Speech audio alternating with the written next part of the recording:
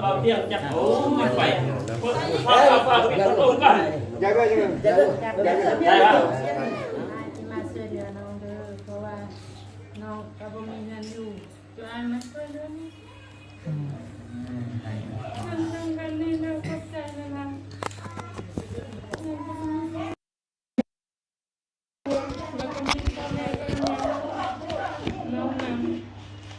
ตอนนี้ก็มีแต่ไอ้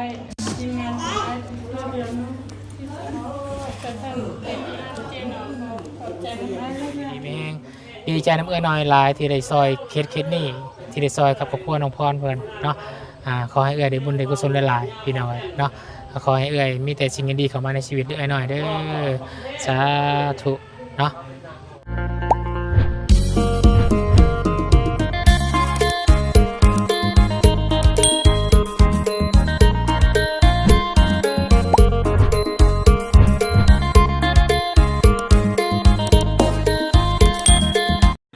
น้องพรเห็นแล้วโอ้ยเซอร์ไพรส์ เซอร์ไพรส์บอกไงโอ้มีแห้งเลยบัดนี้ เซอร์ไพรส์นี่เพราะว่าเราให้ผู้ใหญ่มันมาถ่ายนี่ เป็นยังคุณยายเขาจะดี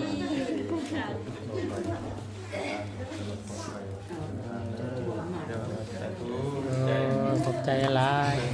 ผู้ใหญ่ สบายดี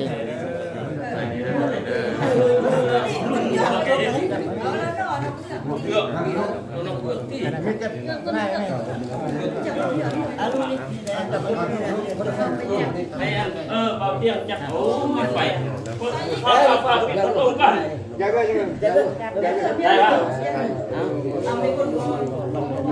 ลูกจับมือ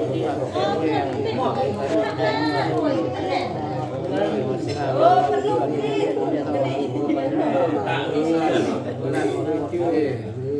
ไม่คนเดียวแล้วก็เสียงลูก สาธุ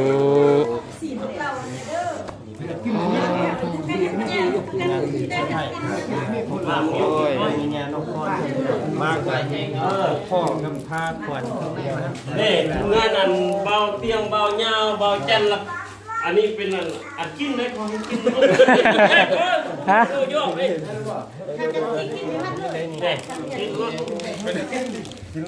เป็นให้กินยังก็ได้อยู่ในนี่เนาะ กินยังก็ได้แต่ต้องกินเน้นตัวนี้ก่อนจำเลยว่าจัน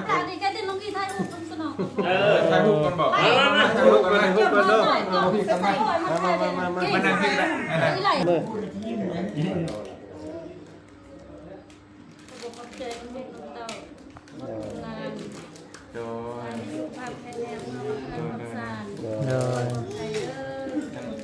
นะดีใจเนาะที่ได้เป็นส่วนหนึ่งแม่ช่วยทางน้องเพิ่นยังหน่อยกับความฝันเขาคือกันความฝันจะเห็นให้น้องเพิ่นนะตรงนี้ก็จะเห็นได้แล้วก็ดีใจคิดในไรพอมีงามอยู่พ่อเพื่อน ดีใจของงาน ดีในนำสำเร็จสิ้นกันตั้งเพื่อตั้งสารให้ทุกไทยในนามที่เป็นครอบครัวที่เป็นสัตว์ในนามเขาทำเขาได้ออกมาอื่นเขาเป็นพ่อเป็นแม่ในงานวันนี้กระสุนที่ดีใจภาคภูมิใจต่อทุกงานเบาเที่ยงเบาเงาเบาแก้นทุกงานอย่างกิโนมมีน้ำจิตน้ำใจเอื้อเฟื้ออาลีมาสู่ยูนูนให้ครอบครัวไทยโฮได้มีเงินมีซานได้มีวัดพักอยู่กระสุนที่ดีองค์ใจข้าพเจ้าผู้เป็นพ่อผู้กับพ่อไว้ใช้ให้พรให้ลูกหลานน้องนุ่งมีน้ำจิตน้ำใจมาองค์สู่ยูนูนเดินทางปลอดเงินปลอดซานตลอดปลอดภัยโดยความสวัสดิภาพโดยสาธุขอบใจคือกันเด้อทางนี้ก็ได้เนาะ คือว่าทั้งในน้องก็ทุกคนในเมืองเราแจ้งเนาะที่ต้อนรับเป็นอย่างดีคือกันทางลูกเองก็ขอผมขอบใจที่ทางครอบครัวว่าจะเป็นพ่อแม่คือปู่ย่าทางน้องพรเองก็ดีเนาะทางการนำเนาะแก่ขันบ้านขันเมือง ที่ต้อนรับทั้งบ่อเตียงและก็ทีมงานอำนวยความสะดวกในทุกสิ่งทุกอย่างแล้วก็มุกขอบใจให้อยู่ดีมีแห้งก็ทุกคนเนาะแล้วก็ให้ทุกคนที่มีสุขภาพแข็งแรงให้ร่ำให้รวยโอกาสหน้าพาใหม่ก็ไปเจอกันอีกเนาะฮักแท้กันตลอดไป ทำหน้าคุณหลังเนาะ โดย สุดท้ายนี้พ่อก็ในนามพ่อปุ๊พ่อเตาแคนเพื่อเป็นสิ่งที่อันดีอันงามในนามเป็นลานหลังจากนั้นแล้วก็เชิญร่วมรับประทานอาหารกินข้าวน้ำพ่อน้ำแม่น้ำลูกสะใภ้แล้วการที่งานการนำเข้าเมืองเพิ่นให้อยู่ดีมีแห้งมีสุขมีใส่เฮ็ดเรื่องนั้นได้ก็ให้สำเร็จเรื่องนั้นเลย สาธุ น้องก็ขอบใจน้ำทีมอ้ายหลายๆที่มาช่วยเหลือ นั่งที่ก็ได้เลยจับแล้วก็หันหน้าหันหน้าไปเจอกล้องกล้อง มันยังมีแรงที่เราเรียน น้องอย่างว่าอย่างก็ว่าเลย ขอบใจหลายๆที่มาช่วยเหลือน้องเด้อเพราะว่าน้องก็บ่มีเงินอยู่ตัวอ้ายมาช่วยเหลือนี่กันนี่เด้อขอบใจหลายๆแล้วก็มีพ่อแม่ก็มีน้องนำตอนนี้ก็มีแต่อ้ายทีมงานของอ้ายช่วยเหลือน้องที่สุดแต่ท่านเป็นเจ้าน้องขอบใจมากเลย เป็นยังไง ดีก็ไอ้เนาะ เพราะว่าน้องมีงานก็แค่คนขอบคุณอ้ายมีแต่ขอมขอบใจน้ำผู้อ้ายหลายๆเลยเพราะว่ามีบางคราวเล็กน้อยตอบแทนคนขอบคุณอ้าย ดูยังไงครับจะชื่อว่าจังไดเนาะน้องๆมีแต่บ่เตียงเองก็เห็นในอีตนเนาะทางน้องเพิ่นก็เลยตั้งคิดตั้งใจมาแต่บ้านว่าสิเฮ็ดเรื่องให้น้องเพิ่นถามความฝันน้องเพิ่นว่าจังได๋เฮือนก็เลยบ่เตียงที่ว่าจะเฮ็ดให้เพิ่นดีๆจังหน่อยเป็นพื้นดินแล้วก็ก่อขึ้นก็บ่ได้คิดแต่ว่าสิได้คักได้ปูกะโลได้ทาสีฮอดป่านนี้แต่เพราะความตั้งจิตตั้งใจของทั้งบ่เตียงและทีมงานเห็นเขาตั้งมุกตั้งใจผู้ใหญ่ก็เลยฝากมาตื่มซอยอีกก็ได้มันมื้อนี้เด้ออันนี้ก็ให้ครอบบ่แม่นแต่ทั้งอ้ายแล้วก็คนผู้ใหญ่วัดทุกผู้ทุกคนที่ซอยแม่นเพราะมันเป็นเงินทั้งอ้ายแล้วก็ทีมงานแน่ทั้งผู้ใหญ่ที่เพิ่นเห็นอ้ายตั้งใจจะเฮ็ดเพิ่นให้น้องแล้วเพิ่นก็เลยฝากมาตื่มกันจนมาฮอดมื้อนี้จนได้ทั้งปูกะโลทั้งท่าสีทั้งอีหยังให้มันแล้วหมดเลยนะลำพังแต่เงินอ้ายผู้เดียวได้ทีมงานนี่มันก็บ่ได้ซำนี้ดอกคือว่าได้ทั้งเพศก็สุดยอดบ่เต็งก็บ่คาดฝันคือกันเนาะหากผมบ่เข้าใจผู้ใหญ่เพิ่นนี่เด้อรวมรวมทุกทางโลกเนาะทั่วทุกทั้งไทยทั้งลาวทั้งต่างประเทศทั่วหมดเลยเด้อ ขอบใจหลายๆเด้อทุกคนที่ช่วยเหลือทั้งไทยทั้งลาวว่าเต็มวิสัยขอบใจที่โอนช่วยเหลือทั้งเมืองเด้อขอบใจหลายๆขอให้อยู่ดีมีแรงความคิดจะได้ผลภายในนี้ขอให้มีสุขภาพแข็งแรงเด้อ เป็นอะไรผมคิดตอนนี้หลังจากที่ตอนนั้นยังอยู่เพื่อนเก่าๆอยู่มานี่เห็นเพื่อนใหม่ ดีใจที่สุดเพราะว่า คิดอยู่บ่ว่าสิได้ไวแบบนี้ ก็บ่คิดว่าสิได้มาปานนี้ก็บ่คิดว่าปานนี้สิได้เพื่อนใหม่อยู่เราก็ยังคิดว่าสิได้อยู่กับเราอีก โอ้ดูเนาะทางน้องความฝันอย่างเดียวนี่คือจะได้เพื่อนใหม่พาลูกเต้าอยู่เนาะเพราะน้องเพิ่นจะตัดสินใจแล้วว่าสิบ่เมื่อบ้านเพิ่นสิอยู่น้ำปูน้ำยาน้ำพ่อน้ำแม่อยู่เพิ่นคือว่าเอาเป็นปู่ย่านี่เป็นพ่อแม่เลยเป็นซ้ำพ่อแม่ประเทศนะเป็นอยู่นี่แต่ผู้ไปใส่ทางบ่เตียงแล้วก็ทีมงานก็ได้ตัดสินใจเนาะร่วมกันเฮ็ดเพื่อเฮ็ดสร้างให้เพิ่นเราจะผู้ใหญ่ใจบุญจะพาเงินมาสมทบช่วยจนได้ฮอดมื้อนี้ทั้งแรกบ่เตียงก็ที่คิดว่าสิบ่ฮอดที่ดอกพี่น้องย่างน้อยจะก่อขึ้นแล้วก็มีสังกะสีลงไปมีก่อนให้เราด้วยให้โชคประมาณเนาะความฝันน้องพรเป็นจริงแล้วมันดีใจนะเพื่อนน้องเด้อได้เพื่อนได้สร้างอยู่แล้วพี่น้องแต่ต้องบ่เตียงเลี้ยวภารกิจในสิบวันทางกลับ สิมอบหมายให้ทั้งสร้างคุณปู่ก็รู้ให้ทั้งน้องคุณก็น้ำมันขาดจากให้น้องคุณสมบูรณ์เพิ่มอีกอย่างเด้อถ้าได้ก็มีเรียกจะเป็นใช่ว่าถ้ามีหมอข้าวกับนั่นเองพี่น้องจำเป็นมีประเตียงกับพวกกล้วยนี่นะแต่ว่าก็จะช่วยน้องกันเองแต่จะเห็นยังไงจะดูมันจะเลี้ยวพัดก่อน ใหญ่หน้านั่นแหละสิ่งว่าเป็นหน้ากันกำลังอยู่ในดูดำหน้า แต่มันจะให้มันช่วยได้ทั้งนี้ครับก็อุ่นใจแล้วอุ่นใจแล้วเพราะว่าเขากับมีกับกล้วยแต่ละคนนี่จะยากเลยก็เลยให้น้องพามีน้องหัวแม่ก่อนนะครับที่เราเปลี่ยนคนนะก็เลยว่าน้องบอกน้องคนมาให้จำเป็นเพราะว่ายังมีอย่างจะดูให้ไม่ถึงเพื่อนถึงเนี่ยสมคิดของเราโอเคแล้วแม่เด้อบอกไม่ได้ ดีใจนะดีใจนะเด้อขอบใจทางพ่อแม่นะแม่เนาะ เด้อ โอ้ขอบใจหลาย กินอันนี้ก่อนมาเยอะเราต้องกินสมัครเนาะ กินบ่ได้ป่ะ กินไม่ได้ ครับโอ้ผม จอเขาได้จอเขาได้ สบายแห้ง ได้พี่น้อง สบายแบบ เนาะ พอบอกเลยสบายแบบนี้ ต้องพูดอะไรกันเนาะ จะไปคักดี สบายว่าบอก ไม่ได้โทรบอกกันยังวัน กันโทษคนก็ยังไม่ได้บอก ว่าแล้วทางเดียวลูกบ้านเลยบอลูกบ้านเลยแล้วเป็นเบี้ยบอก เฮ้ย ได้จะ บักเตียงเลย เอา สุกต่อแล้วมันมองสุกกับขอบน้องหมดเลย เดี๋ยวเดี๋ยว ครับมันนี่บอก พี่แต่ก็นั่นเดี๋ยวออกไปถ่ายรูปเลยเนี่ยจะนำมาร่วมกันเดี๋ยว ได้ได้ที่ซ้ายที่ขา เดี๋ยวเดี๋ยวเสร็จ เดี๋ยวลงไปที่พูดน้ำ เส้นเส้น เราเป็นลูกชายมาชมมาร่วมกัน ได้แล้วแหละได้แล้ว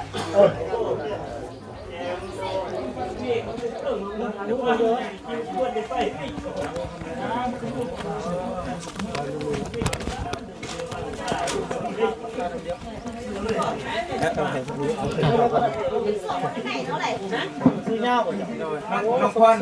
คนเลยมาถ่ายรูปน้องคนเนี่ย ต้องมาอยู่พี่ป่ะ ผมกล้อง ผมกล้องอยู่พุทธ มันบ่มื่นบ่ พรเอ้ย มาเลยมาเลย ฮะของนอกบ่ได้อยู่คำใดคำหนึ่งก็ได้ไม่ได้กันครับ เดี๋ยวพูดน้องพรจะไปกับผู้เหนือ คนบะเม็กบ่ เก็บภาพบรรยากาศให้พี่น้องกันกัน 1 2 3 1 2 3บันหนึ่งเด้อ1 2 3โอเค เปิดเลยโอเคมุกขอบใจในไลน์เด้อ ใจเด้อทาง มาพูด ทาง ขอโทษในไลน์ ขอโทษนะไม่ไร ดีนะพูดดีมารอเสื้อผ้า เชฟไรเชฟไรแห้งโอ้โหเลย ขอโทษที่คุณยายมาถามโอ้ย ขอโทษนะไม่ไรเด้อ โอ้โหดิฉันกับโอ้โหประชุมกันมาได้ดีมีเดินทางปลอดภัย ใจไรเด้อใจไรเด้อเด้อ เดี๋ยวมีโอกาสจะมาเยี่ยมมายามเด้อโดย จะจะประชุมเลยเด้อเด้อเด้อเด้อ ดีอกดีใจทุกคนข้าวนำ เจอกันบ่เป็นไงเป็นบ่ข้าวเวียกเนาะ ประชุม1 โมงครึ่งเนี่ยนะ อ๋อเด้อเด้อโชคดีเด้อ โอ้ยเสียงนิดนึง เกือบบ่ทัน กับประธานเพิ่น โอ้ ขับใจ ทางไปได้เด้อโดยอยู่ดีๆกันเด้อจ้าจ้า ขับ ผิดเลยบาทนี่ ขับไร แข็งว่า ขับไร เฮ้ยน้องพรน่ะ เสื้อผ้าแบบ จะใส่ขักเลยบ่นี่ เจอสะพรน้องพรเพิ่นเสื้อไผ่เนาะว่าตึ้งเลย เดี๋ยวไงเนาะจะคิดว่าอย่างบัดนี่ ออกได้อย่างไรที่จัดเนาะ ตัวอื่นมาว่าแล้วตัวให้ผู้ใหญ่มาถ่ายนี่เนาะมันเหมือนว่ามันบ่งามนะต้องขอโทษจากใจดีเลยเนาะมันบ่ฮู้ดีแล้ว โอ้ได้คนบอกเนี่ยคนบอกแต่ว่ามีกองชีเซอร์ไพรส์ โดย แต่มือเนี่ยเอาบ่คืนว่าสิปานนี่ บ่ไอ้คิดนะว่าซ้ำนั้น ทำผ้าขนนะ นี่มันก็จะได้เนาะ เอาถามน้องพรเบิ้งโอ้ บอกกันในดีโล สร้างแกนนี่แท้มอนน้อย เห็นน้องเป็นโทรนำดูแต่เขาคิดว่าน้องเป็นโทรอย่างก็เรื่องเพื่อนเป็นอย่างไรแล้วคิดว่าสร้างโลว่าอย่างน่ะเขาคิดเป็นสั้น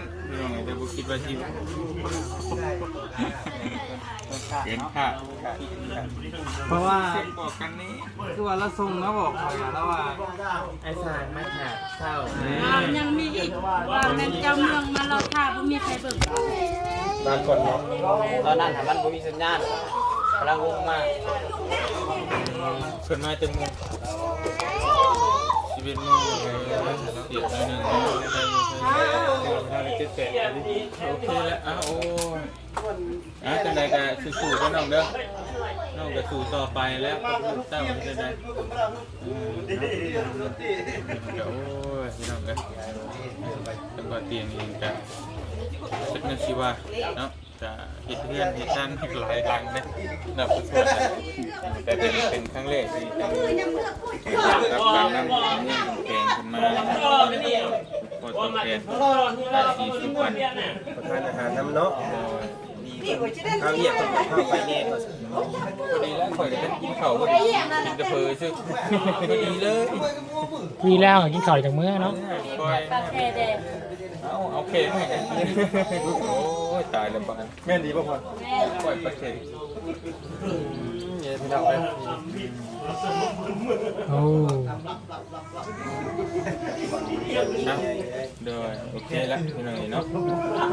แต่เป็นปกติกับสิพอปลาพึ่งเหมือนกันทางครอบครัวน้องพรแล้วก็ปลาพึ่งเหมือนกันกับเดี๋ยวสร้างมาบอก สร้างมาผู้เดียวเรามาอยู่ เดี๋ยวมา นี่ตอนแรกจังไปเบิ่งเวียงเพิ่นเนาะ เดี๋ยวมากินข้าวเพิ่นมากินข้าวนึง เพิ่นไปเนี่ย โอเคมีแต่นั้นแล้วเสาร์เดียวพอเตียงกับสีลุงต่อเพื่อนน้องพรเนาะกับสีกินข้าวกินน้ำน้ำน้องคนก่อนกับซื้อไผ่ลายสำหรับมื้อนี้กับบุคิดบุคคลว่าท่านเมนเมืองทางการนำของภาครัฐเพิ่นที่มาต้อนรับอย่างรวดเร็วเนาะแล้วก็ก่อนอื่นก็สิ่งที่ขาดไปบ่ได้ก็คือขอบคุณใจ FC เฮาคือเก่าที่ติดตามแล้วก็ให้กำลังใจรวมถึงผู้ที่ฝากเงินฝากคำมาให้ทางบ่อเตียงแล้วก็ทั้งทีมงานเบิดทุกคนเลยที่ว่าเป็นสะพานบุญเพื่อนให้น้องพรในครั้งนี้ก็ขอให้อยู่ดีมีเองเบิดทุกคนก็เก็บได้จะได้คนใครจะถึงขอให้รับให้ด้วยให้โชคให้มาเดินทางไปทางใดก็ตลอดปลอดภัยเจ้าให้มาสำใดก็ขอให้ไหลกับพื้นหาเจ้าร้อยเท่าพันเท่าเด้อสุดๆดีใจนะ ดีใจพี่น้องเลย กินข้าวกินน้ำน้ำกันอยู่ดีมีเฮงไปพี่น้องกันนี่แต่ละจัดการเนี่ยวันนี้ เนาะทางเพิ่นครัวเพิ่นกับปิ้งอย่างเดียว แม่เราก็กำลังอันปิ้ง โดยปิ้ง เนี่ยเวลาพี่น้องเลยเนาะกับลาพักจากกันด้วยน้ำตาไม่ได้กินเนาะเราวางไม่ได้กินน้ำหูน้ำตาเนาะคนนี้ไม่ได้เนาะคนเป็นสั้นๆนะเราไปคิดนี่ก็ซื้อหนวดมาคือกินทางมันติดตันใจเนาะเพราะเราเห็นน้ำตาอย่างไรน้ำมันกินพี่น้อง เกือบค่อยย่อยเมื่อกี้เขาตั้นไว้ชื่อพี่น้องเลยเนาะเกือบให้น้ำน้องเพิ่นเนาะใจดีไปใช่โอเคพี่น้องเนาะสำหรับคลิปนี้ทางวุ้นเองก็จะได้ขอลำลาพี่น้องเพียงสำนีก่อนเนาะพอๆกันในคลิปหน้าแล้วกันพี่น้องเนาะคลิปนี้ขอบคุณขอบใจพี่น้องเนาะเอื้อยหน่อยเนาะที่ให้ทางบุญเป็นสะพานบุญให้เด้อเอื้อยหน่อยเด้อเนาะขอให้เอื้อยอยู่ดีไม่แห้งดีใจน้ำเอื้อยหน่อยหลายที่ได้ซอยเคสนี้ที่ได้ซอยกับครอบครัวน้องพรเพิ่นเนาะขอให้เอื้อยได้บุญได้กุศลหลายๆพี่น้องเนาะขอให้เอื้อยมีแต่สิ่งดีๆเข้ามาในชีวิตเอื้อยหน่อยเด้อสาธุเนาะไปสาพี่น้อง FC บอสกูทุกคนสำหรับ EP นี้สำหรับคลิปนี้ถ้าบุญก็จะได้ขออนุญาตจบคลิปลาพี่ลาน้องลงเพียงสันไปก่อนเนาะเดี๋ยวพอๆกันในคลิปหน้าก็แล้วกันเนาะคลิปนี้สบายดีเด้อบอสกูทุกคนเด้อไปพี่น้องบ๊ายบาย